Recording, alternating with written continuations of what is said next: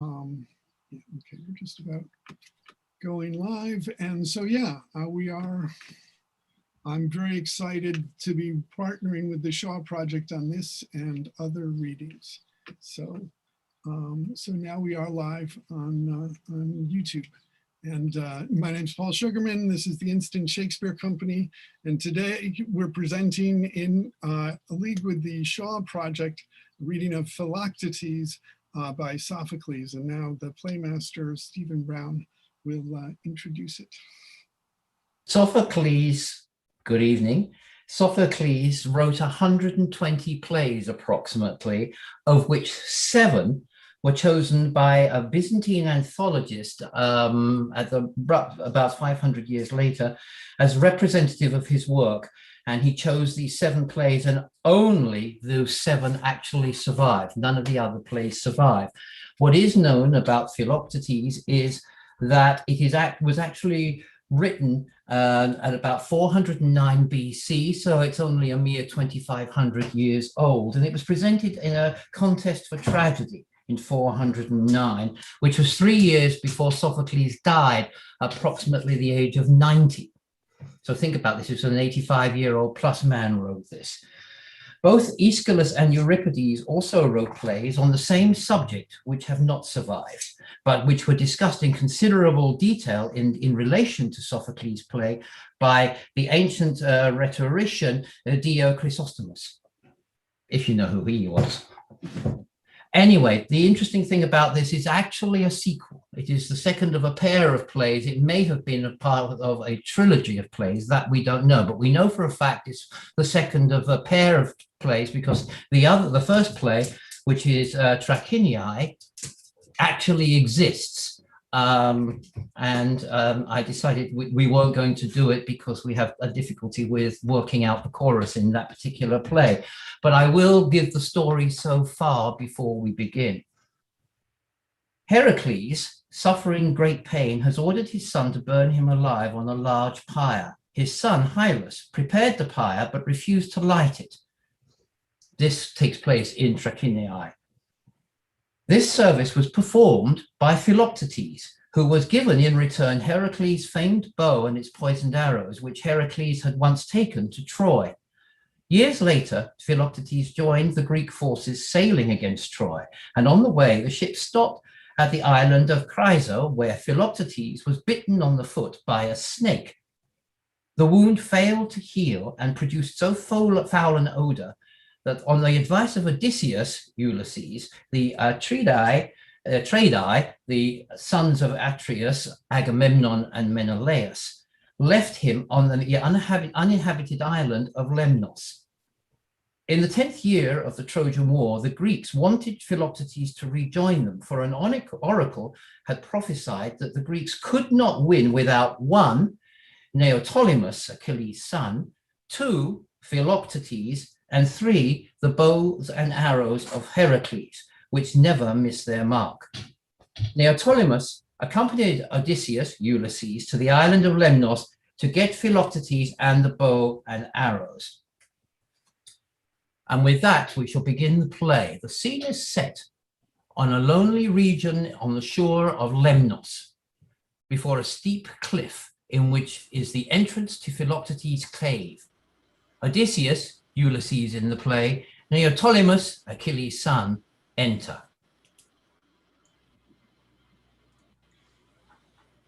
At length, my noble friend, thou bravest son of a brave father, father of us all, the great Achilles, we have reached the shore of seagirt Lemnos, desert and forlorn, where never tread of human step is seen, or voice of mortal heard, save his alone, poor Philoctetes, Boeas' wretched son, whom here I left.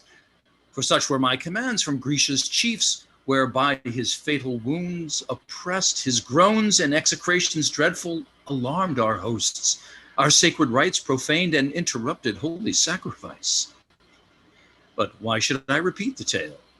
The time admits not of delay.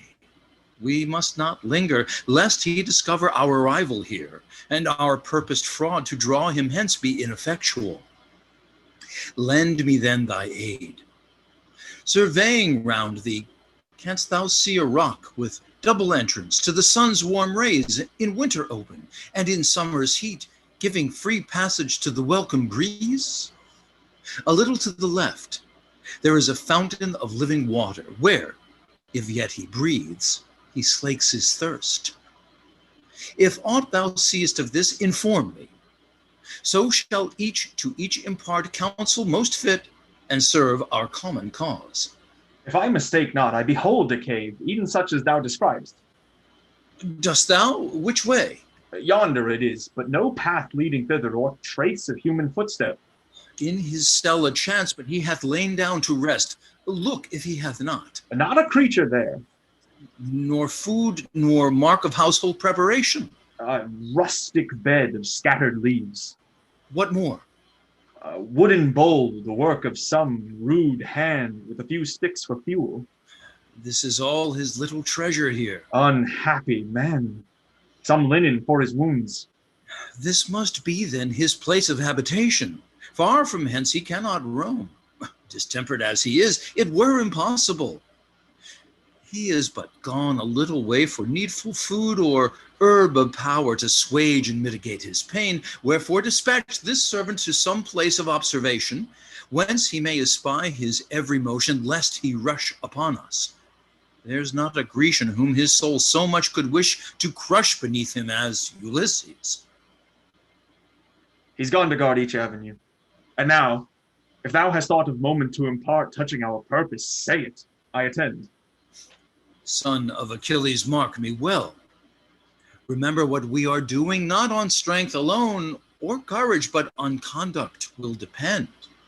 Therefore, if aught uncommon be proposed, strange to thy ear and adverse to thy nature, reflect that 'tis thy duty to comply and act conjunctive with me. Well, what is it? We must deceive this Philoctes. That will be thy task.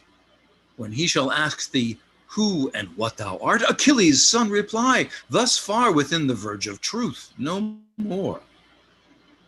Add that resentment fired thee to forsake the Grecian fleet and seek thy native soil, unkindly used by those whose long with vows had sought thy aid to humble haughty Troy, and when thou camest, ungrateful as they were. The arms of great Achilles thy just right gave to Ulysses. Here thy bitter taunts and sharp invectives liberally bestow on me.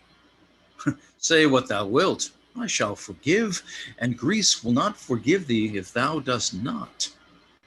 For against Troy thy efforts are all in vain without his arrows. Safely thou mayest hold friendship and converse with him, but I cannot. Thou wert not with us when the war began, nor bound by solemn oath to join our host, as I was. Me he knows, and if he find that I am with thee, we are both undone. They must be ours then, these all-conquering arms. Remember that. I know thy noble nature abhors the thought of treachery or fraud, but what a glorious prize is victory. Therefore be bold. We will be just hereafter. Give to deceit and me a little portion of one short day, and for thy future life be called the holiest, worthiest, best of men. What but to hear alarms my conscious soul? Son of Laertes, I shall never practice. I was not born to flatter or betray, nor I, nor he, the voice of fame reports who gave me birth. What open arms can do, behold me prompt to act, but ne'er to fraud will I descend. Sure, we can more than match in strength the foe thus lame and impotent. I came to be a helpmate to thee, not a base betrayer. And oh, king, believe me, rather, much rather, would I fall by virtue than rise by guilt to certain victory. Noble youth, and worthy of thy sire. When I, like thee, was young, like thee of strength and courage, boastful, little did I deem of human policy, but long experience hath taught me, son, 'tis not the powerful arm, but soft enchanting tongue that governs all. And thou wouldst have me tell an odious falsehood. He must be gained by fraud. By fraud, and why not by persuasion? He'll not listen to it, and force were vainer still. What mighty power hath he to boast? His arrows winged with death inevitable. Then it were not safe even to approach him. No, unless by fraud he be secured. And thinkst thou 'tis not base to tell a lie then? Not if on that lie depends our safety. Who shall dare to tell it without a blush? We need not blush at aught that may promote our interest and success. But where's the interest that should bias me? Come he or not to Troy, imports it aught to Neoptolemus? Troy cannot fall without his arrows. Saidst thou not that I was destined to destroy her? Without them naught canst thou do, and they without thee nothing. Then I must have them. When thou hast, remember a double prize awaits thee. What, Ulysses? The glorious names of valiant and of wise. Out, away! I'll do it. Thoughts of guilt or shame no more appall me. Wilt thou do it then? Wilt thou remember what I told thee of? Depend on't. I have promised, that's sufficient. Here then remain thou. I must not be seen. If thou stay long, I'll send a faithful spy who, in the sailor's habit well disguised, may pass unknown. Of him, from time to time, what best may suit our purpose thou shalt know. I'll to ship. Farewell, and may the God who brought us here, the fraudful Mercury, and great Minerva, guardian of our country, and ever kind to me, protect us still. Master, instruct us, strangers as we are, what we may utter, what we must conceal. Doubtless the man we seek will entertain suspicion of us. How are we to act? To those alone belongs the art to rule, who bear the scepter from the hand of Jove. To thee of right devolves the power supreme from thy great ancestors delivered down. Speak then, our royal lord, and we obey. If you would penetrate yon deep recess to seek the cave where Philoctes lies, go forward. But remember to return when the poor wanderer comes this way, prepared to aid our purpose here if need require. O King, we ever meant to fix our eyes on thee, and wait attentive to thy will. But tell us, in what part is he concealed? 'Tis fit we know the place, lest unobserved he rush upon us. Which way doth it lie? Seest thou his footsteps leading from the cave, or hither bent? Behold the double door of his poor dwelling, and the flinty bed. And whither is his wretched master gone? Doubtless in search of food, and not far off. For such his manner is, accustomed here, so fame reports, to pierce the winged arrows his savage prey for daily sustenance. His wound still painful, and no hope of cure. Alas, I pity him, without a friend, without a fellow sufferer, left alone, deprived of all the mutual joys that flow from sweet society. Distempered too. How can he bear it? Oh, unhappy race of mortal man, doomed to an endless round of sorrows and immeasurable woe. Second to none in fair nobility was Philoctes, of illustrious race. Yet here he lies from every human aid, far off removed in dreadful solitude, and mingles with the wild and savage herd. With them in famine and in misery consumes his days, and weeps their common fate, unheeded save when babbling echo mourns in bitterest notes responsive to his woe. And yet I wonder not, for if aright I judge, from angry heaven the sentence came, and Chrysa was the cruel source of all. Nor doth this sad disease inflict him still, incurable, with assenting gods? For so they have decreed, lest Troy should fall beneath his arrows ere the appointed time of its destruction come. No more, my son. What sayest thou? Sure, I heard a dismal groan of some afflicted wretch. Which way? E'en now I hear it, and the sound is of some steps slow moving this way. He is not far from us. His plaints are louder now. Prepare, my son. For what? New troubles, for behold, he comes, not like the shepherd with his rural pipe and cheerful song, but groaning heavily. Either his wounded foot against some thorn hath struck and pains him sorely, or perchance he has espied from far some ship attempting to enter this inhospitable port, and hence his cries to save it from destruction. Say, welcome, strangers. What disastrous fate led you to this inhospitable shore, nor haven safe, nor habitation fit, affording ever? Of what clime? What race? Who are ye? Speak, if I may trust that garb, familiar once to me. Ye are of Greece, my much-loved country. Let me hear the sound of your long-wished-for voices. Do not look with horror on me, but in kind compassion, pity a wretch deserted and forlorn in this sad place. Oh, if ye come as friends, speak then and answer. Hold some converse with me, for this at least from man to man is due. No, stranger, first what most thou seemst to wish.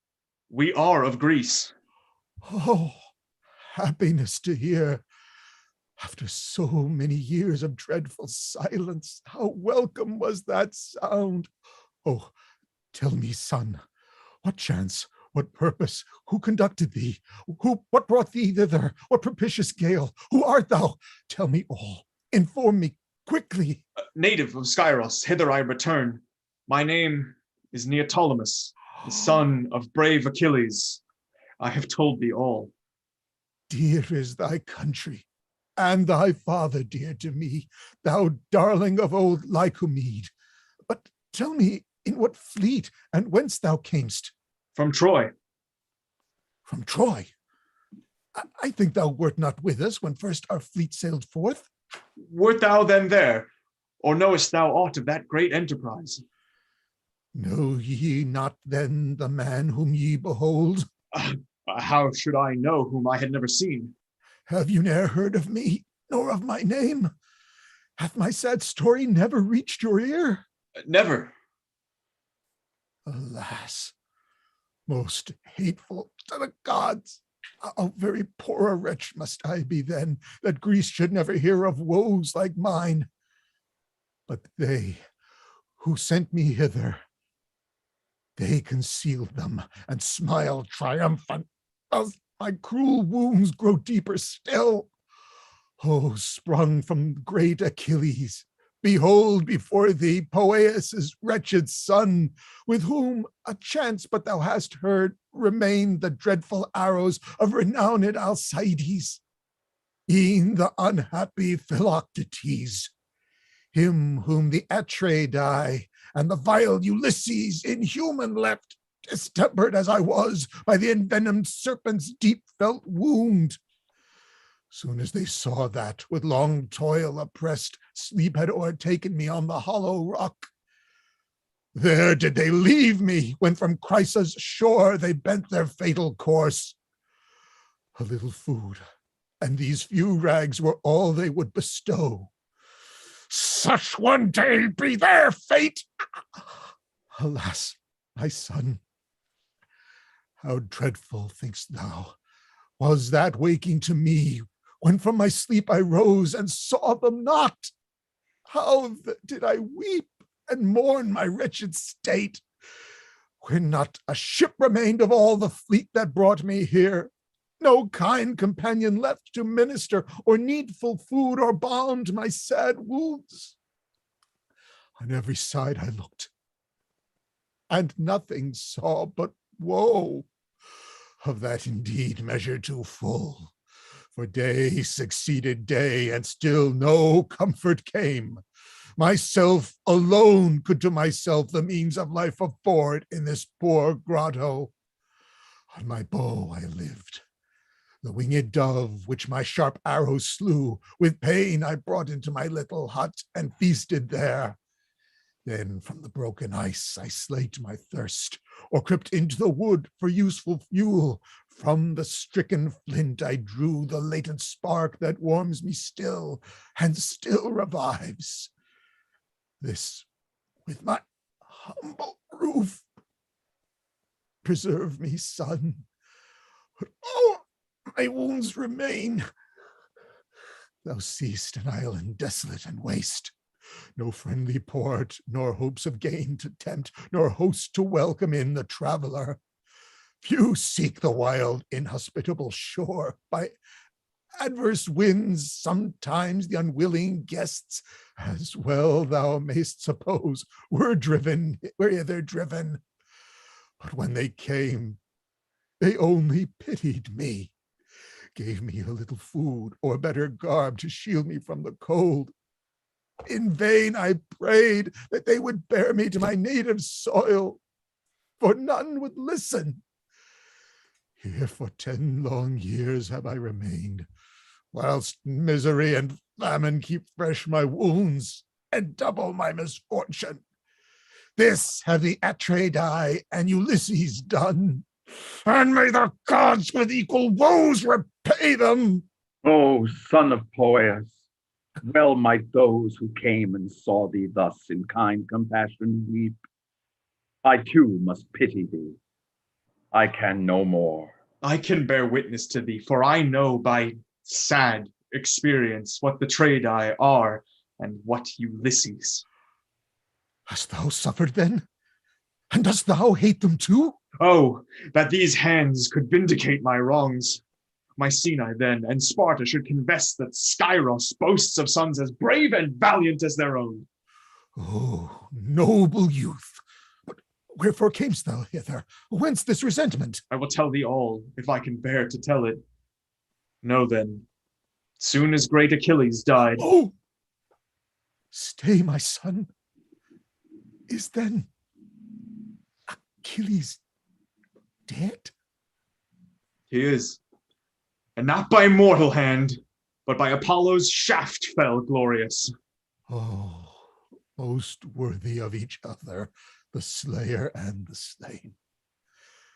Permit me, son, to mourn his fate ere I attend to thine. Alas, thou needst not weep for others' woes. Thou hast enough already of thy own. 'Tis very true. And therefore, to thy tale. Thus then it was. Soon as Achilles died, Phoenix, the guardian of his tender years, instant sailed forth and sought me out at Skyros. With him, the wary chief Ulysses came. They told me then, or true or false, I know not, my father dead. By me, and me alone, proud Troy must fall. I yielded to their prayers. I hoped to see at least the dear remains of him whom living I had long in vain wished to behold. Safe at Sidium's port soon we arrived. In crowds the numerous host thronged to embrace me, called the gods to witness in me once more that they saw their loved Achilles to life restored. But he, alas, was gone. I shed the duteous tear, then sought my friends, the Atreidae friends I thought them, claimed the arms of my dead father and what else remained his late possession, when, oh, cruel words, and wretched I to hear them, thus they answered, Son of Achilles, thou in vain demand'st those arms already to Ulysses given, the rest be thine. I wept. And is it thus? Indignant I replied, ye dare to give my right away? No, boy, Ulysses cried. That right was mine, and therefore they bestowed the boon on me who preserved the arms, and him who bore them too. With anger fired at this proud speech, I threatened all that rage could dictate to me if he had not returned them. Stung with my words, yet calm, he answered me. Thou wert not with us. Thou wert in a place where thou shouldst not have been. And since thou meanest to brave us thus, know thou shalt never bear those arms with thee to Skyros. 'Tis resolved.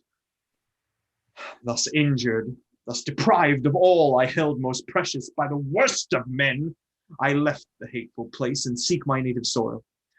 Nor do I blame so much the proud Ulysses as his base masters, army, city, all depend on those who rule.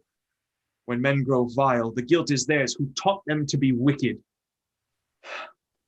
I have told thee all, and him who hates the Atreidae I hold a friend to me and to the gods. O earth, thou mother of great Jove, embracing all with universal love, author benign of every good, through whom Pactolus rolls his golden flood. To thee, whom in thy rapid car fierce lions draw, I rose and made my prayer.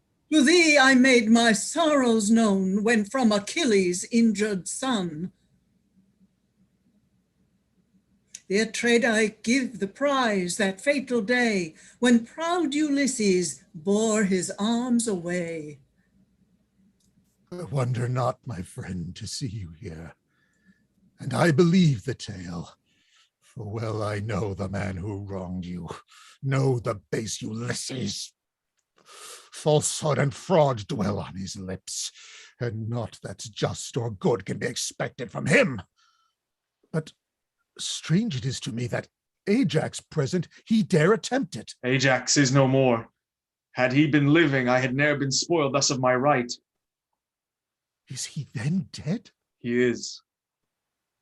Alas, the son of Tydeus, and that slave sold by his father Sisyphus, they live, unworthy as they are. Alas, they do, and flourish still. My old and worthy friend, the Pylian sage, how is he? He could see their arts and would have given them better counsels. Weighed down with grief he lives, but most unhappy. Weeps his lost son, his dear Antilochus. Oh, double woe, whom I could most have wished to live and to be happy, those to perish, Ulysses to survive. It should not be. Oh, 'tis a subtle foe, but deepest plans may sometimes fail. Where was Patroclus then, thy father's dearest friend? He too was dead. In war, alas, so fate ordains it ever. The coward scapes, the brave and virtuous fall. It is too true. And now thou talk'st of cowards, where is that worthless wretch of readiest tongue, subtle and voluble? Ulysses? No, Thersites, ever talking, never heard. I have not seen him, but I hear he lives. I did not doubt it. Evil never dies. The gods take care of that. If aught there be fraudful and vile, 'tis safe. The good and just perish unpitied by them. Wherefore is it? When gods do ill, why should we worship them? Since thus it is, since virtue is oppressed and vice triumphant, who deserve to live are doomed to perish, and the guilty reign. Henceforth, O son of Poeas, far from Troy and the Atreidae will I live remote. I would not see the man I cannot love. My barren Skyros shall afford me refuge and home, felt joys delight my future days. So, fare thee well, and may the indulgent gods heal thy soul conform. Once more, farewell. I go the first propitious gale. What? Now, my son? So soon? Immediately. The time demands we should be near and ready to depart. Now, by the memory of thy honored sire, by thy loved mother, by whate'er remains on earth most dear to thee, oh, hear me now, thy suppliant. Do not thus forsake me alone, oppressed, deserted, as thou seest in this sad place. I know it must be a burthen to thee, but oh, bear it kindly. For ever doth the noble-minded abhor the ungenerous deed and loves humanity. Disgrace attends thee if thou dost forsake me. If not, immortal fame rewards thy goodness. Thou mayst convey me safe to Oeta's shores in one short day. I'll trouble you no longer. Hide me in any part where I may least molest you. Hear me! By the guardian God of the poor suppliant, all-protecting Jove, I beg, behold me at thy feet, infirm and wretched as I am, I clasp thy knees. Leave me not here then, where there is no mark of human footstep. Take me to thy home, or to Eubaca's port, to Oeta. Thence short is the way to Trachin, or the banks of Spercheius, gentle stream, to meet my father, if yet he lives. For, oh, I begged him oft by those who hither came to fetch me hence. Or is he dead? Or they neglectful bent their hasty course to their own native soil? Be thou my better guide. Pity and save the poor and wretched. Think, my son, how frail and full of danger is the state of man, now prosperous, now adverse. Who feels no ill should therefore fear them, and when fortune smiles, be doubly cautious, lest destruction come remorseless on him, and he fall unpitied. Oh, pity him, my lord, for bitterest woes and trials most severe he hath recounted. Far be such sad distress from those I love. Oh, if thou hatest the base Atreidai now, revenge thee on him, serve their deadliest foe. Bear the poor suppliant to his native soil. So shalt thou bless thy friend, and scape the wrath of the just gods, who still protect the wretched. Your proffered kindness, friends, may cost you dear. When you shall feel this dreadful malady oppress you sore, you will repent it. Never shall that reproach be ours. In generous pity of the afflicted thus to be o'ercome were most disgraceful to me. He shall go. May the kind gods speed our departure hence and guide our vessels to the wished-for shore. Oh, happy hour! Oh, kindest, best of men, and you, my dearest friends, how shall I thank you? What shall I do to show my grateful heart? Let us be gone. But, oh, permit me first to take a last farewell of my poor hut, where I so long have lived. Perhaps you'll say I must have had a noble mind to bear it. The very sight to any eyes but mine were horrible, but sad necessity at length prevailed and made it pleasing to me. One from our ship, my lord, and with him comes a stranger. Stop a moment till we hear their business with us.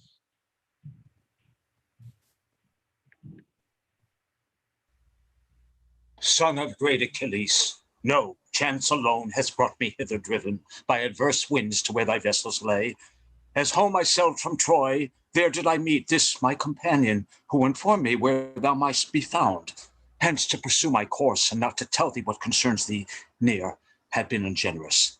Thou perhaps meantime of Greece and of her counsels not suspecting, counsels against thee, not by threats alone, or words enforced, but now in execution. Now, by my virtue, stranger, for thy news I am much bound to thee, and will repay thy service. Tell me what the Greeks have done. A fleet already sails to fetch thee back, conducted by old Phoenix and the sons of valiant Theseus. Come they then to force me? Suasion. I know not that. You have what I could learn. And did the Atreidai send them? Said they are, and will be with you soon. But wherefore then came not Ulysses? Did his courage fail? Ere I left the camp with Diomede, on some important embassy sailed forth in search of whom? There was a man, but stay. Who is thy friend here? Tell me, speak softly. The famous Philoctes. Begone then. Ask me no more. Away immediately. What do these dark, mysterious whispers mean? Concern they me, my son? I know not what he means to say, but I would have him speak boldly before us all, whate'er it be. Do not betray me to the Grecian host, nor make me speak what I would fain conceal. I am but poor. They have befriended me. In me, Thou seest an enemy confessed to the Atreidae. This is my best friend, because he hates them too. If thou art mine, hide nothing then. Consider first. I have. The blame will be on you. Why, let it be, but speak, I charge thee. Since I must then. No, in solemn league combined, the bold Ulysses and gallant Diomed have sworn by force or by persuasion to bring back thy friend. The Grecians heard Laertes' son declare his purpose. Far more resolute he seemed than Diomed, and surer of success. But why the Atreidae, after so long time, again should wish to see this wretched exile? Whence this desire? Came it from the angry gods to punish thus their inhumanity? I can inform you, for perhaps from Greece of late you have not heard. There was a prophet, son of old Priam, Helenus by name. Him in his midnight walks, the wily chief Ulysses, curse of every tongue, espied. Took him and led him captive to the Greeks, a welcome spoil. Much he foretold to all, and added last that Troy should never fall, till Philoctes from this isle returned. Ulysses heard, and instant promise gave to fetch him hence. He hoped by gentle means to gain him. Though successless, force at last could but compel him. He would go, he cried, and if he failed, his head shall pay the forfeit. I've told thee all, and warned thee to be gone. Thou and thy friend, if thou wish to save him. And does the traitor think he can persuade me? As well might he persuade me to return from death to life, as his base father did. Of that I know not. I must to my ship. Farewell, and may the gods protect you both. Lead me. Expose me to the Grecian host. And could the insolent Ulysses hope with his soft flatteries e'er to conquer me? No! Sooner would I listen to the voice of that fell serpent whose envenomed tongue hath lamed me thus. But what is there he dare not or say or do? I know he will be here, e'en now, depend on it.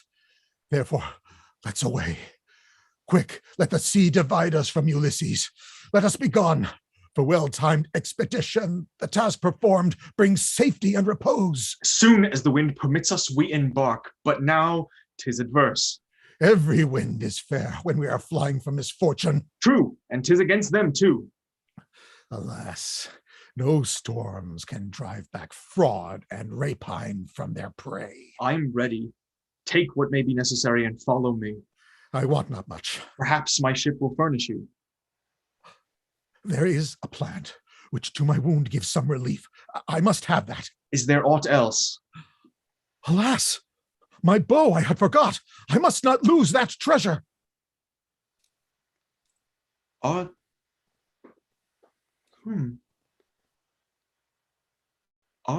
these the famous arrows then?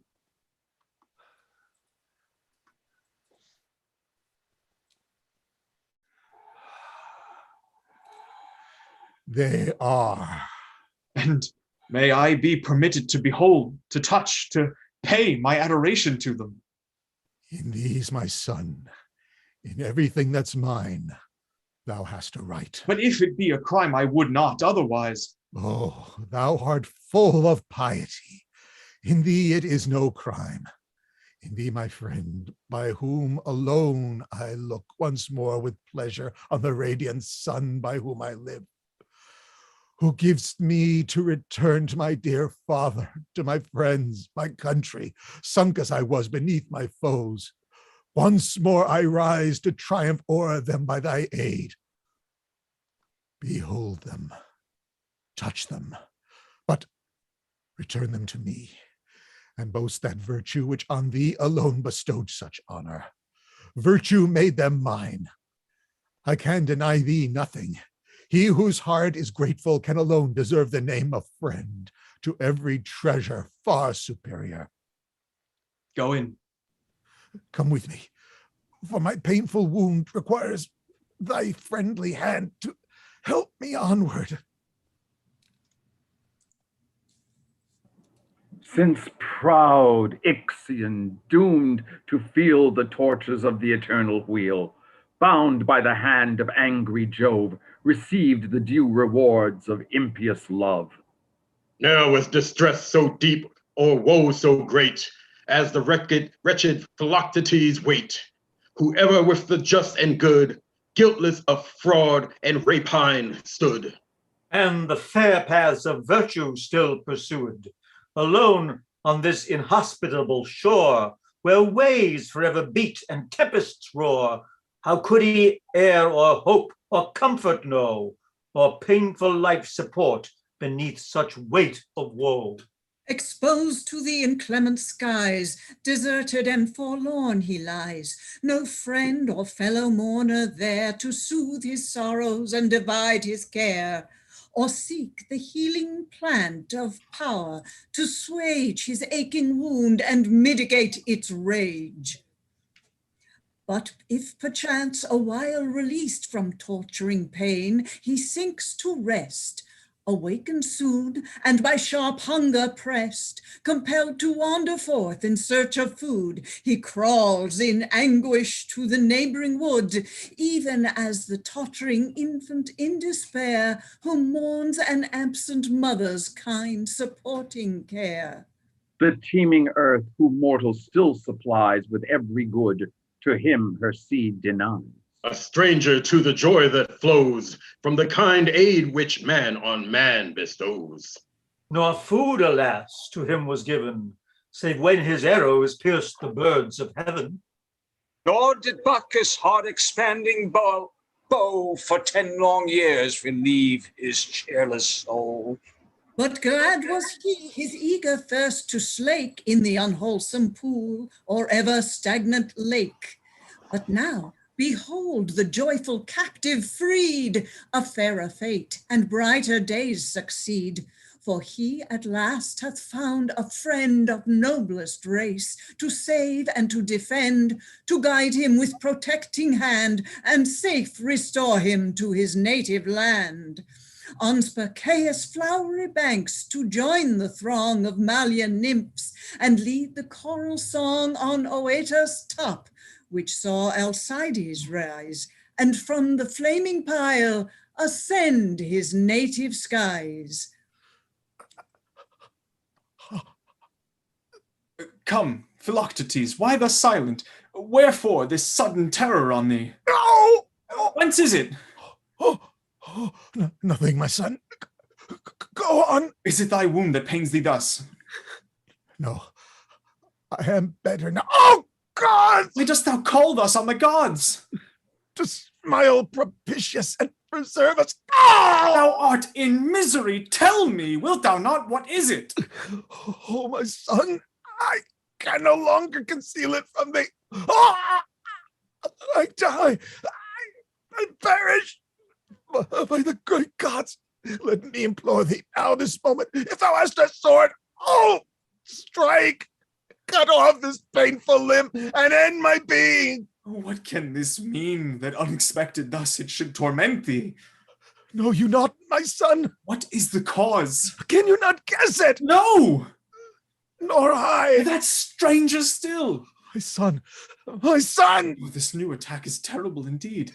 'Tis inexpressible. Have pity on me. What shall I do? Do not be terrified and leave me. Its returns are regular, and like the traveler, when its appetite is satisfied, it will depart. Oh, thou art oppressed with ills on every side. Give me thy hand. Come, wilt thou lean upon me? No, but these arrows take. Preserve them for me a little while, till I grow better. Sleep is coming upon me, and my pains will cease. Let me be quiet. If meantime our foes surprise thee, let not force nor artifice deprive thee of the precious trust I have reposed in thee. That were ruin to thee and to thy friend. Be not afraid. No hands but mine shall touch them. Give them to me. Receive them, son. And let it be thy prayer that they bring not woes on thee, as they have done to me and to Alcides. May the gods forbid it ever. May they guide our course and speed our prosperous sails. Alas, my son, I fear thy vows are vain. Behold, my blood flows from the wound. Oh, how it pains me! Now it comes, it hastens. Do not leave me. Oh, that Ulysses felt this racking torture into his inmost soul. Again it comes. Oh, Agamemnon, Menelaus, why should not you bear these pangs as I have done? Oh, death, where art thou, death, so often called? Wilt thou not listen? Wilt thou never come? Take thou the Lemnian fire, my generous friend. Do me the same kind office which I did for my Alcides. These are thy reward. He gave them to me. Thou alone deservest the great inheritance. What says my friend? What says my dear preserver? Where art thou? I mourn thy hapless fate. Be of good cheer. Quick! My disorder comes and goes as soon. I only beg thee not to leave me here. Depend on, I will stay. Oh, wilt thou indeed? Trust me, I will. I need not bind thee for it. By oath. Oh, no, 'twere impious to forsake thee. Give me thy hand and pledge thy faith. I do. Oh, thither. Oh, thither lead. What sayest thou? Where? Above. What? Lost again? Why lookst thou thus on that bright circle? Let me go. Where wouldst thou go? Loose me. I will not. Oh, you'll kill me if you do not. Then, there. Then, now, is thy mind better? Oh, receive me, earth. Receive a dying man. Here must I lie. For my pain is so great I cannot rise.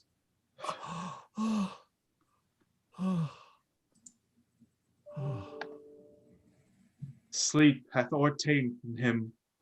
See, his head is lain on the cold earth. The balmy sweat thick drops from every limb, and from the broken vein flows the warm blood. Let us indulge his slumbers. Sleep, thou patron of mankind, great physician of the mind, who dost nor pain nor sorrow know, sweetest balm of every woe. Mildest sovereign, hear us now, hear thy wretched suppliant's vow.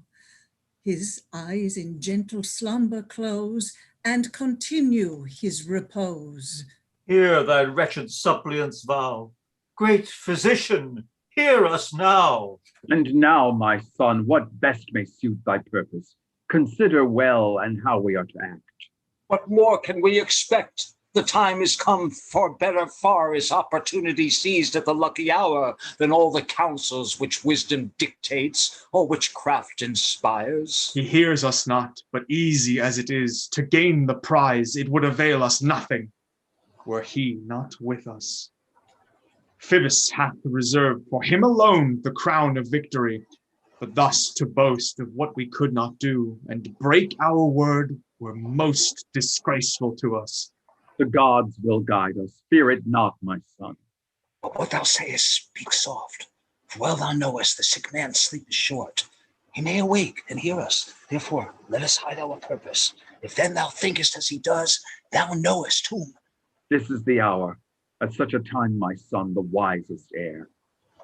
But mark me, the wind's fair, and Philoctes sleeps, void of all help, lame, impotent, unable to resist. He is one among the dead. Even now, we'll take him with us. 'Twere an easy task. Leave it to me, my son. There is no danger. No more! His eyes are open. See, he moves. Oh, fair returning light, yond my hope. You too, my kind preservers. Oh, my son, I could not think thou wouldst have stayed so long in kind compassion to thy friend. Alas, the Atreidae never would have acted thus. But noble is thy nature and thy birth, and therefore little did my wretchedness, nor from my wounds the noisome stench deter thy generous heart. I have a little respite. Help me, my son. I'll try to rise. This weakness will leave me soon, and then we'll go together. I little thought to find thee thus restored. Trust me, I joy to see thee free from pain, and hear thee speak. The marks of death were on thee. Raise thyself up. Thy friends here, if thou wilt, shall carry thee. 'Twill be no burden to them if we request it. No, thy hand alone. I will not trouble them. 'Twill be enough if they can bear with me in my distemper when we embark. Well, be it so, but rise.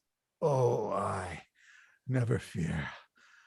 I'll rise as well as ever. How shall I act? What says my son? Alas, I know not what to say. My doubtful mind. Talked you of doubts? You did not surely. Aye, that's my misfortune. Is then my distress the cause at last you will not take me with you? All is distress and misery when we act against our nature and consent to ill. But sure to help a good man in misfortunes is not against thy nature. Men will call me a villain. That distracts me. Not for this. For what thou meanest to do, thou mayst deserve it. What shall I do? Direct me, Jove. To hide what I should speak and tell a base untruth were double guilt. He purposes at last, I fear it much, to leave me. What, to leave thee? No! But how to make thee go with pleasure? Hence, there I'm distressed. I understand thee not. What means, my son? I can no longer hide the dreadful secret from thee. Thou art going to Troy, into the Greeks, to the Atreidae.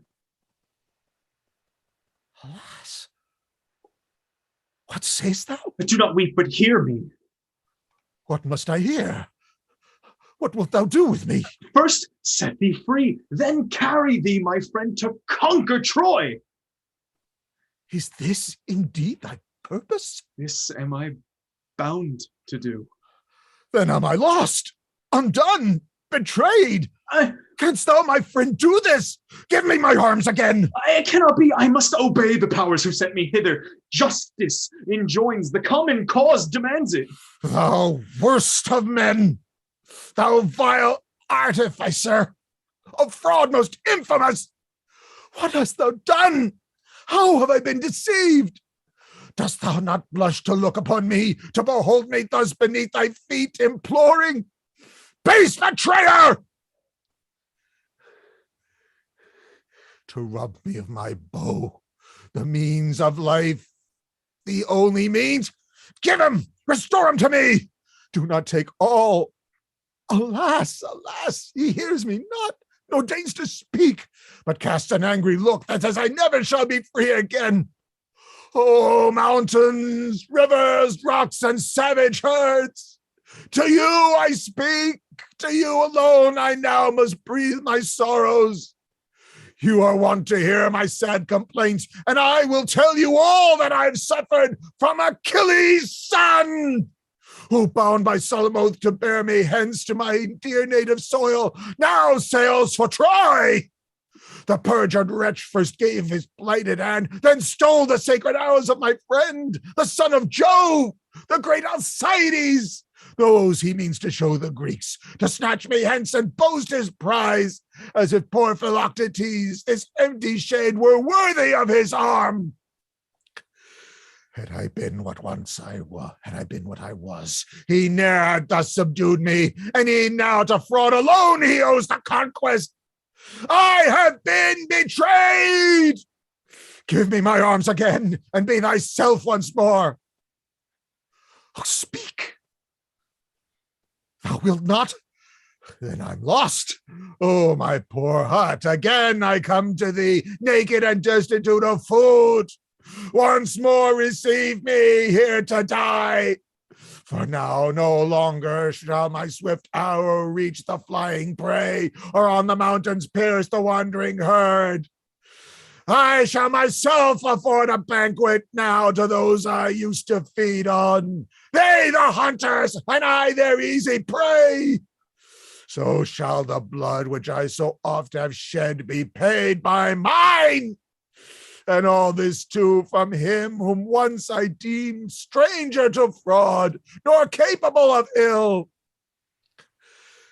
And yet I will not curse thee till I know whether thou still retainst thy horrid purpose, or just dost repent thee of it. If thou dost not, destruction want thee. We attend your pleasure, my royal lord. We must be gone, determined to leave or take him with us. His distress doth move me much. Trust me, I long have felt compassion for him. Oh, then by the gods pity me now, my son, nor let mankind reproach thee for a fraud so base. Alas, what shall I do? Would I were still at Skyros, for I am most unhappy. Oh, my son, thou art not base by nature, but misguided by those who are to deeds unworthy of thee. Turn then thy fraud upon them who best deserve it. Restore my harms, and leave me. Speak, my friends, what's to be done? Dost thou hesitate? Traitor, begone! Give me the arms. Ah, me. Ulysses here. Aye, 'tis Ulysses' self that stands before thee.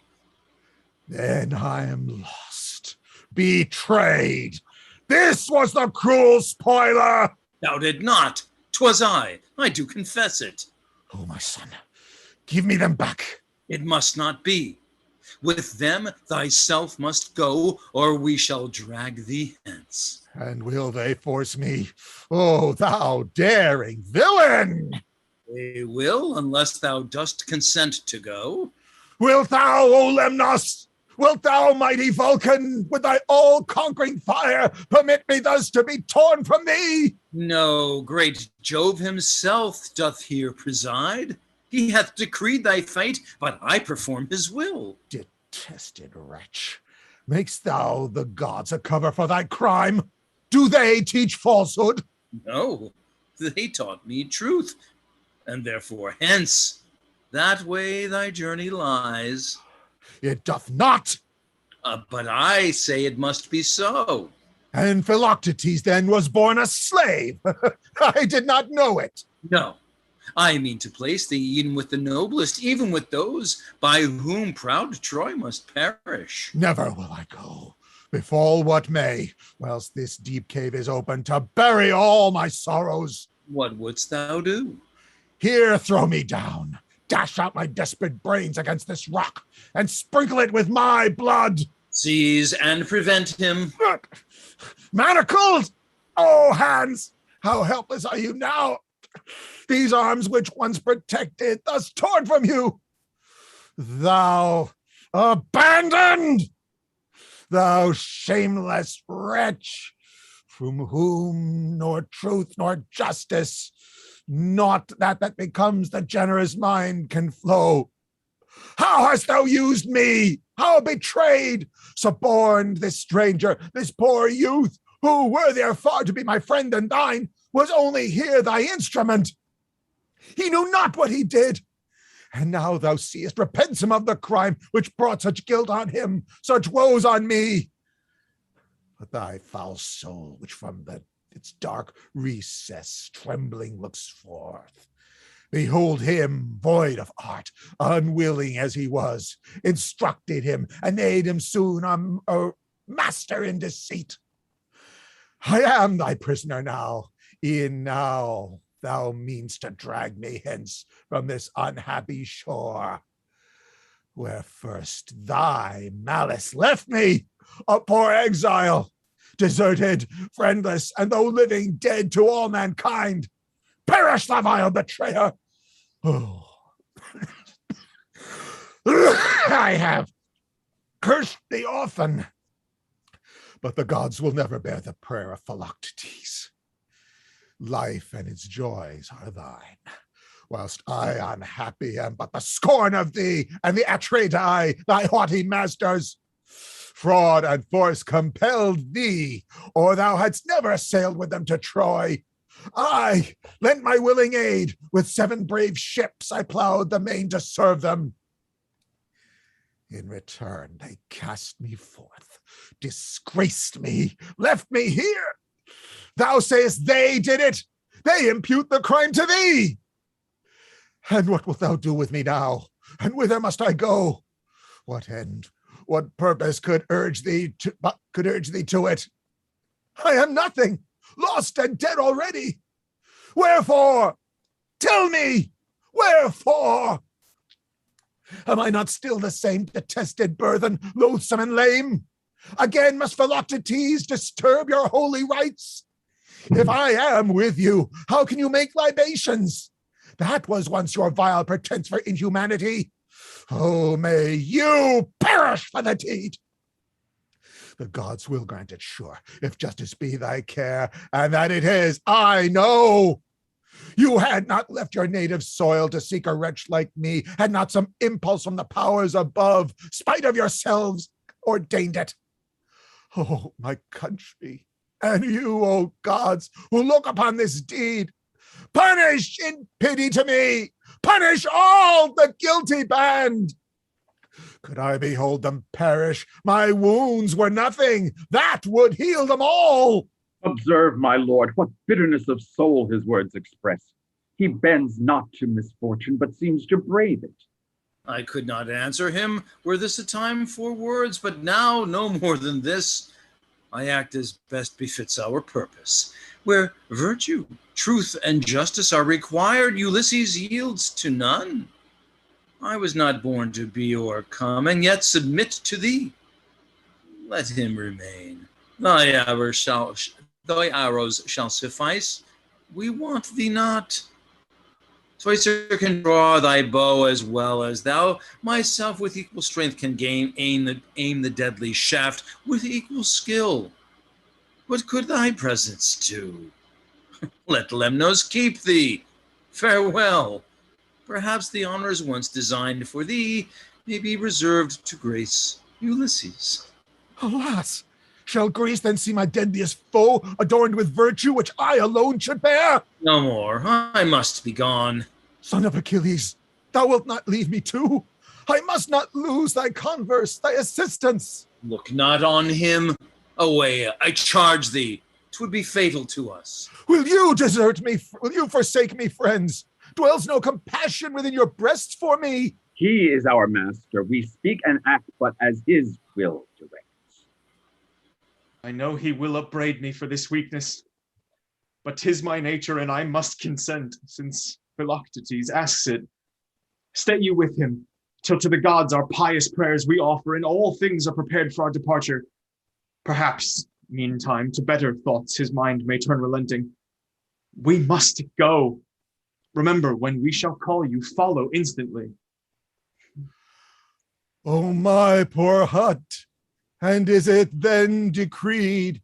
Again I come to thee to part no more, to end my wretched days in this sad cave, the scene of all my woes. For whither now can I betake me? Who will feed, support, or cherish Philoctetes? Not a hope remains for me. Oh, that the impetuous storms would bear me with them to some distant clime, for I must perish here. Unhappy man, thou hast provoked thy fate. Thyself alone art to thyself a foe, to scorn the good which wisdom bids thee take and choose misfortune. Wretch that I am, to perish here alone. Oh, I shall see the face of man no more, nor shall my arrows pierce their winged prey and bring me sustenance. such vile delusions used to betray me. Oh, that pains like those I feel might reach the author of my woes. The gods decreed it. We are not to blame. Heap not thy curses, therefore, on the guiltless, but take our friendship. I behold him there. E'en now I see him laughing me to scorn on yonder shore, and in his hands the darts he waves triumphant, which no arms but these have ever borne.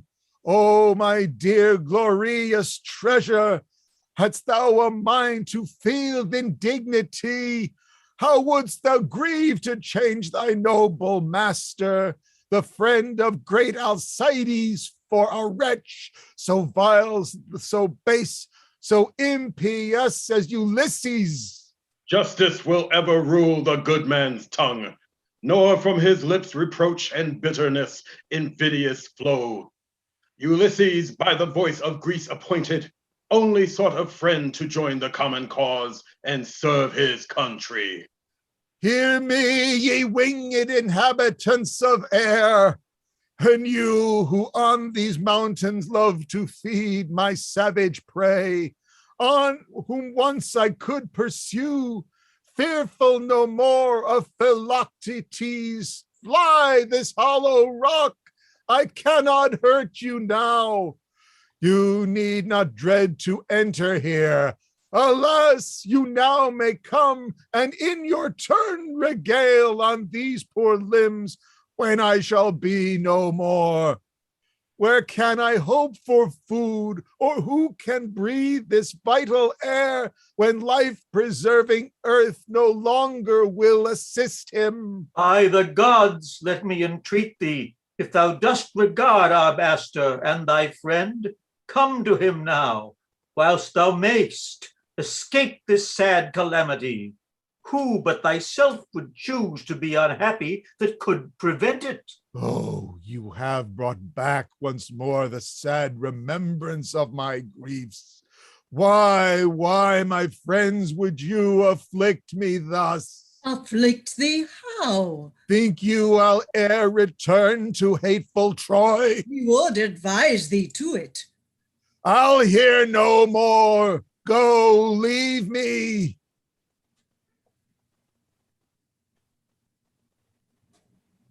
That we shall most gladly. To the ships, my friends. Away! Obey your orders.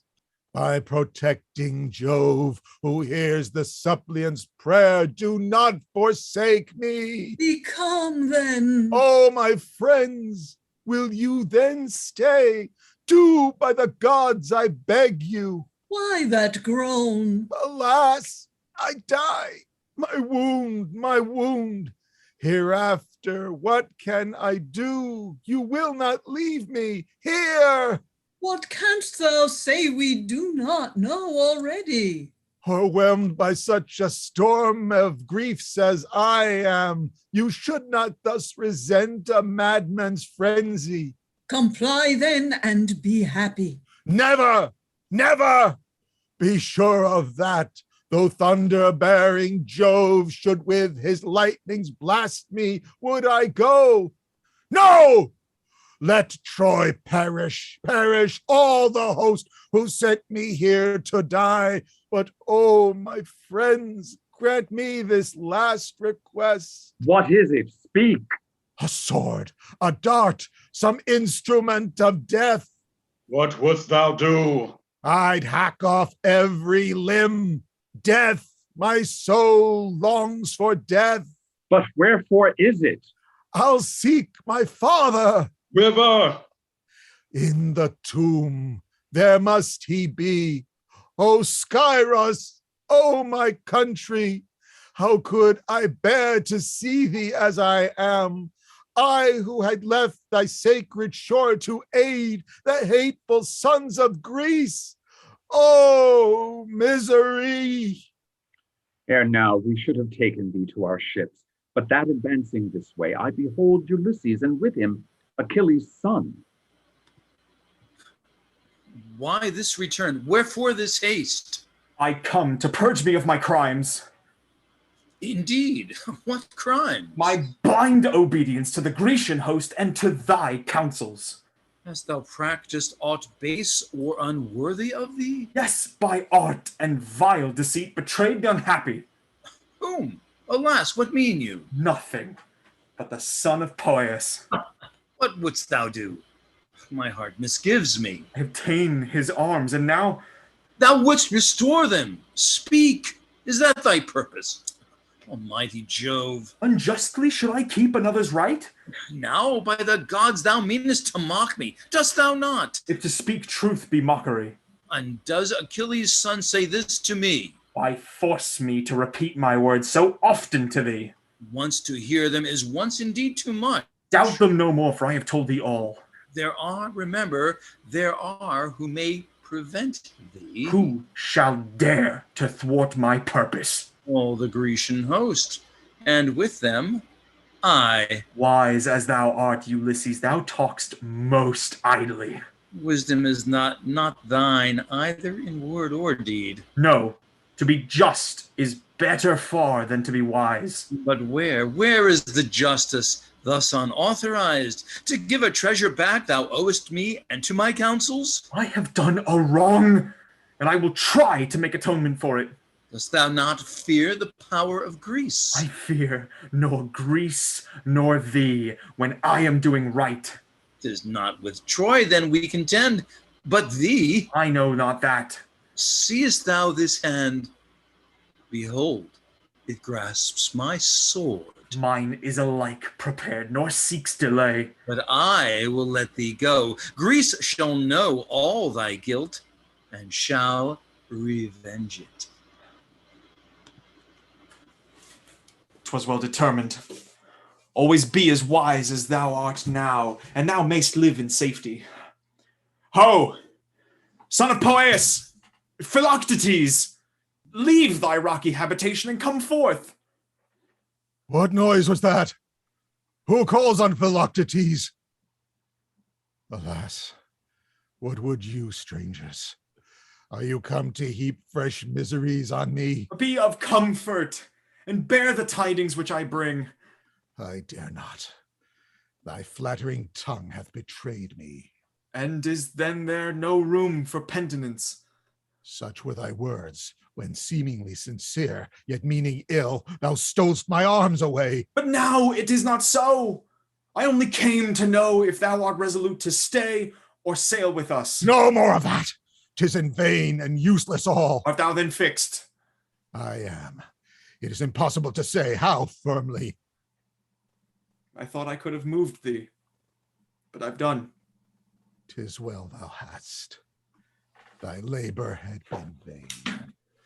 For never could my soul esteem the man who robbed me of my dearest, best possession, and now would have me listen to his counsels. Unworthy offspring of the best of men. Perish the Atreidae! Perish first, Ulysses! Perish thyself! Withhold thy imprecations and take thy arrows back. A second time wouldst thou deceive me? By the almighty power of sacred Jove, I swear. O joyful sound, if thou sayst truly. Let my actions speak. Stretch forth thy hand and take thy arms again.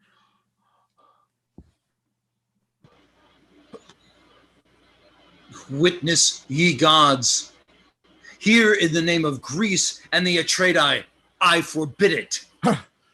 What voice is that? Ulysses! Tis I who perforce will carry thee to Troy, spite of the Achilles' son. Not if I aim this shaft aright. Now, by the gods, I beg thee, stop thy rash hand. Let go my arm. I will not. Shall I not slay mine enemy? No! 'Twould cast dishonor on us both. Thou knowest these Grecian chiefs are loud, pretending boasters, brave but in tongue and cowards in the field. I know it. But remember, I restored thy arrows to thee, and thou hast no cause for rage or for complaint against thy friend. I own thy goodness. Thou hast shown thyself worthy thy birth, no son of Sisyphus. but of Achilles, who on earth preserved a fame unspotted, and amongst the dead still shines superior, an illustrious shade. Joyful, I thank thee for a father's praise and for my own. But listen to my words and mark me well. Misfortunes, which the gods inflict on mortals, they perforce must bear. But when, oppressed by voluntary woes, they make themselves unhappy, they deserve not our pity or our pardon. Such art thou. Thy savage soul, impatient of advice, rejects the wholesome counsel of thy friend and treats him like a foe. But I will speak, Jove be my witness. Therefore hear my words and grave them in thy heart. The dire disease thou long hast suffered is from angry heaven, which thus afflicts thee for thy rash approach to the fell serpent, on which Chrysa's shore watched o'er the sacred treasures. Know, beside, that whilst the sun in yonder east shall rise, or in the west decline, distempered still thou ever shalt remain. Unless to Troy thy willing mind transport thee. There the sons of Asclepius shall restore thee. There, by my assistance, shalt thou conquer Troy. I know it well, for that prophetic sage, the Trojan captive Helenus, foretold it should be so. Proud Troy, he added to them, this very year must fall. If not, my life shall answer for the falsehood. Therefore yield, thus to be deemed the first of Grecians, thus by Poeas' favorite sons to be restored, and thus marked out the conqueror of Troy is sure distinguished happiness. O life detested, why wilt thou still keep me here? Why not dismiss me to the tomb? Alas, what can I do? How can I disbelieve my generous friend? I must consent. And yet, can I do this and look upon the sun? Can I behold my friends? Will they forgive? Will they associate with me after this? And you, ye heavenly orbs that roll around me, how will ye bear to see me linked with those who have destroyed me, e'en the sons of Atreus, e'en with Ulysses, source of all my woes? My sufferings past I could forget, but oh, I dread the woes to come. For well I know when once the mind's corrupted, it brings forth unnumbered crimes, and ills to ills succeed. It moves my wonder much that thou, my friend, should thus advise me, whom it ill becomes to think of Troy. I rather had believed thou wouldst have sent me far, far off from those who have defrauded thee of thy just right and gave thy arms away. Are these the men whom thou wouldst serve? With whom thou wouldst thus compel me to save and defend? It must not be. Remember, O my son, the solemn oath thou gavest to bear me to my native soil. Do this, my friend. Remain thyself at Skyros, and leave these wretches to be wretched still. Thus shalt thou merit double thanks from me and from thy father, nor by succor given to vile betrayers prove thyself as vile. Thou sayest most truly, yet confide in heaven, trust to thy friend, and leave this hated place. Leave it? For whom? For Troy and that trade I? These wounds forbid it. They shall all be healed where I will carry thee. An idle tale thou tell'st me, surely. Dost thou not? I speak what best may serve us Both. But speaking thus, dost thou not fear the offended gods? Why fear them? Dost thou not? Can I offend the gods by doing good? What good? To whom? To me? Or to the Atreidae? I am thy friend, and therefore would persuade thee. And therefore give me to my foes? Alas! Let not misfortunes thus transport thy soul to rage and bitterness. Thou wouldst destroy me! Thou knowest me not! I know the Atreidae well, who left me here! They did! Yet they, perhaps, e'en they, O Philoctes, may preserve thee! I never will to Troy! What's to be done? Since I can ne'er persuade thee, I submit. Live on in misery. Then let me suffer. Suffer I must, but oh, perform thy promise. Think on thy plighted faith and guide me home. Instant, my friend, nor ever call back Troy to my remembrance. I have felt enough from Troy already. Let us go. Prepare. Oh, glorious sound. Bear thyself up. I will, if possible. Oh, but how shall I escape the wrath of Greece? Oh, think not of it. What if they should waste my kingdom? I'll be there. Alas, what canst thou do? And with these arrows of my Alcides. Huh? What sayest thou? Drive thy foes before me. Not a Greek shall dare approach thy borders. If thou wilt do this, salute the earth, and instant hence. Away! Stay, son of Poeas. Lo, to thee 'tis given once more to see and hear thy beloved Alcides, who for thy sake have left yon heavenly mansions, and comes to tell thee the decrees of Jove, to turn thee from the paths thou meanst to tread, and guide thy footsteps right. Therefore attend. Thou knowest what toils, what labors I endured, ere I by virtue gained immortal fame. Thou too, like me, by toils must rise to glory.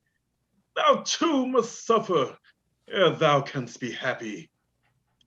Hence with thy friend to Troy, where honor calls, where health awaits thee, where, by virtue raised to highest rank, and leader of the war, Paris, its hateful author, shalt thou slay.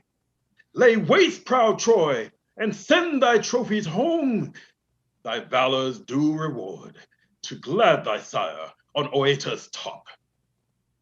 The gifts which Greece bestows must thou reserve to grace my funeral pyre, and be a monument to after ages of these all-conquering arms. Son of Achilles, for now to thee I speak. Remember this: without his aid thou canst not conquer Troy, nor Philoctetes without thee succeed.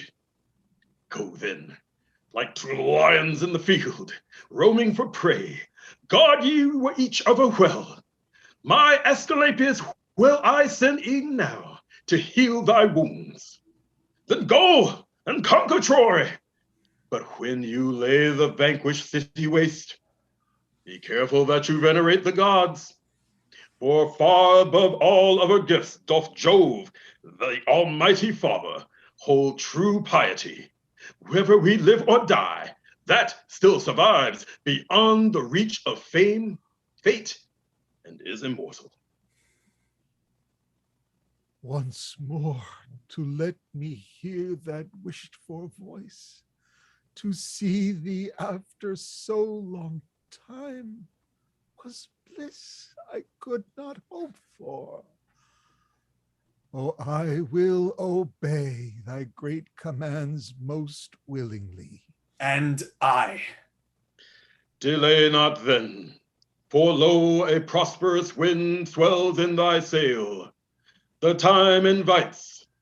Adieu. I will but pay my salutations here and instantly depart. To thee, my cave, where I so long have dwelt, I bid farewell. And you, ye nymphs, who on the watery plains deign to reside, farewell. Farewell the noise of beating waves, which I so oft have heard. From the rough sea, which by the black winds driven o'erwhelmed me shivering. Oft the Hermaean mount echoed my plaintive voice by wintry storms, afflicted, and returned me groan for groan. Now, ye fresh fountains, each Lycaean spring, I leave you now.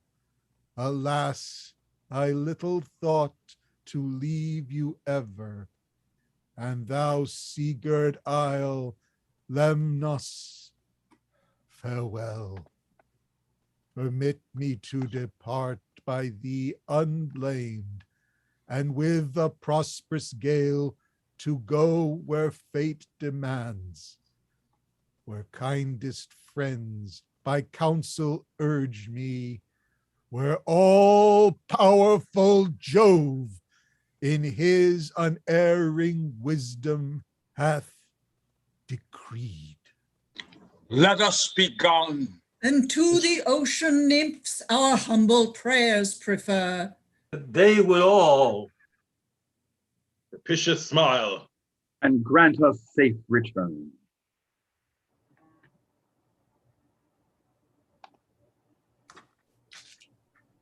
That's the play. Ladies and gentlemen, thank you very much. It goes to prove to you that, to prove to us that rehearsal pay off. Well done, everybody. That was. Oh yeah. Thank you. I apologize for missing that line, that cue. Don't worry, your understudy picked it up. I think one realizes just what a great play this is. Oh, tremendous. I mean, not bad for a man of 86. No, not bad for 2,500 years old. Yeah. It was really terrific. Bravo to all you gentlemen that had about 800 lines of verse. Can you imagine having to learn it? Right. Well, thank you all so much. That really was terrific. I thought I'd do other stuff, but I ended up just pretty much watching the whole thing. Really, really great job, everybody. I really enjoyed doing it, and really, really great getting to learn about this play that I didn't know about. And I mean, and it's really, I mean, I agree with Stephen. It's really, it's quite good and worthy of courage. Yes. Oh, You guys and did really, Stephen, really good. Stephen, do you know the sequel of this? No, I've read it. What happened? I mean, what happened afterwards when? Oh no, I don't know. came No, to Troy? they think that there was, you know, this is part of a trilogy, but the third play is missing. Well, in Greek mythology, when Philoctetes did come back, oh yeah, he actually managed to wound Paris with one of the poisoned arrows, and there was no physician in Troy that could save him. But there was a nymph with whom he had a relationship before he became Prince of Troy, when he was still a shepherd on one of the mountaintops over that overlooked Troy. But he left her when Aphrodite promised him the most beautiful woman in the world to be his bride. So What was it about him and the Trojan horse? Go ahead. no, that he wasn't part of the Trojan horse. He was. It's my job. No, but Yeah. so they the Trojan horse was Greek. So they brought him to Right, they brought him to this nymph's cave, and in the hopes that she would heal him. But then he blew it all when she asked. She had begun to forgive him for deserting her for Helen, but then she said, "Behold, am I not as fair as Helen?" And he did something so. And you can guess what he said, didn't you? He said, "You're beautiful, but Helen outshines you as far as the day does the night." and she screamed her hate, saying, then go let Helen cure you, for I'll not cure you. So they brought him back to Troy, and he died from his wound. But when they put him on the funeral pyre, she felt such remorse that she ran into the city square where his body was being burned, and she threw herself on the funeral pyre so that she was burned with him. Yeah. That sucks. Paris just ruining everyone's lives for all of Greek mythology. The most toxic boyfriend ever. Paris and Agamemnon, like the two worst people in Greek mythology, which is saying something. Easily, yeah, wow. Agamemnon was one of the worst, you'd have to admit. Oh, yeah. I mean, Agamemnon he was is a greedy awful. swine. Yes. I think we should take a look at one of the Iphigenia plays. Oh my! Can we do the Oresteia sometime? It's on the list. Oh, You know what? Can I just run this by people? Ulysses really comes off like an asshole in this thing. He's the villain. because he He's the villain of it. is. Is he the villain? Really? Yeah. Is he the villain or Well, you have to remember, as I said to Roger in an email the other day, Ulysses is the Loki of Greek mythology. Mhm.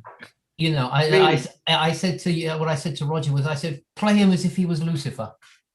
a necessary evil or what? No, I mean, no, seriously. I mean, he literally put his head on the line. He didn't want to go to Troy in the first place, all right? Yeah. And he got kind of drafted into this thing. He got tricked into it, Newborn son. He doesn't even want to go to war, and they trick him, Mhm. you know, in a really heinous way. They put his son in the In the way of he pretended to be crazy, yeah. Yeah. Right, exactly. He's pretending he's crazy, but you know, he reverses himself before he kills baby Telemachus. Oh, So, just so you know, all right, huh? the guy who was responsible for that trick. Oh, he got his. Yeah, thanks to Ulysses, thanks to Odysseus, Yeah. who made sure that he got killed in battle. But anyway, overall, I just think that in this particular play, he's played out. I mean, you say the Loki, he is a trickster, and he's got you know more brains than brawn, but they really play him like he's, you know, like this malicious, underhanded coward, and that's not the same guy that I see. I mean, in Homer's Odyssey, maybe the Romans saw him differently. You think? I mean, it's interpretation. Well, the mere fact that he was, he's conscripted, that he's has to go to war, and really, what I, see with both, in here and certainly in Troilus and Cressida is, he just wants to go home. Yeah. And, and he do that by any means. 10 years, yeah. You get tired of war, and you're gonna go, you're gonna get down and dirty, I guess. Why? Roger, don't get me wrong. I don't have any problem with how you portrayed it, but yeah, you played it the way. I found the character who got the exact opposite treatment, who comes off way better, is Neoptolemus, because he's, from everything I've read about him, just like angry, like just the angry young man. man. How old is this kid? Isn't he like 12? He's in his teens, just into manhood. Right. He's like super young, but he's just because he's got a million daddy issues and like imposter syndrome and all this. The chosen one and everything. So he's got a lot of pressure on him too. You know the truth about Achilles' armor, don't you? No. The truth was that when Achilles got killed by Paris's arrow in the heel, Ajax the Greater actually carried the body back to the Greek camp, but it was Ulysses who guarded the retreat. And then there was this huge fight between Ulysses and Ajax over who should get the armor. So they decided to cast lots for it.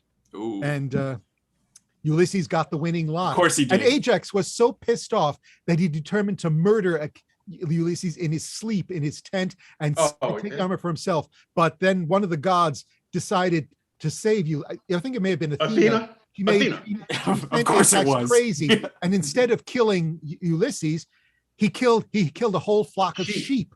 Yeah. Yes. And when he came back to his senses the next morning, he was so full of shame and remorse for what he did that he killed himself. He didn't fall in battle. I always wondered how because I always Ajax wondered could how not fall in Ajax battle. ended up after the war. I guess he never made it to the end of the war. Yeah, wow. Ajax was so mighty, it was prophesied that he could never be felled by mortal man, except by the hand of Ajax. So Boom. Wow. So we got kind of screwed over. That was pretty messed up. Yeah. He said, "Do you think the Javits Center would be willing to host Sophocles Con?" Oh my God. You don't know how ready well, actually you do know how ready I would be for that. I would be so ready for that. Yes. Oh my God. Oh yes. 3 days of this? Oh my God. Yeah. Leonidas helmet, nice. Dragging around the kids in togas. Come on. Oh yeah. I Here's was the trying to find a sacrificing lion. stone. Bring your firstborn daughters. I was honestly looking around for a lion skin for my Hercules. I'm trying to. Yes. That would have been sick. I went on Amazon trying to find a lion skin. Peter would have come after me though, probably, right? Peter would have come after me. Led by Betty White. Fake lion skin. Oh no, I don't want that. Oh yeah, fake. Of course, fake. Yeah, absolutely. Well, then they have no reason to come after you. And then it's just a prop and hang a calfskin on those recreant limbs. Oh man. Sophocles did actually write a play about Ajax and his going mad and killing a herd of sheep. Yeah. Man. Ajax is another one of the 7 extant plays. Can I just add quickly, if most of you folks are around in July, because I've got a couple of readings coming up, I've been laid quite a few people for, so. David, do you have my contact information? Who, Brian? I think so. Okay, but either way, I'll reach out to you and just make sure you get it. Out of town, I just wanted to double check. Look, As great long as working it's with in all the of you. second half. Likewise. Thank you. Dang. Yeah. I gotta go, and I've had a great time, and I hope to work with all of you down the line. And Yeah. you have This a was great night. awesome. Same here. We will do this again.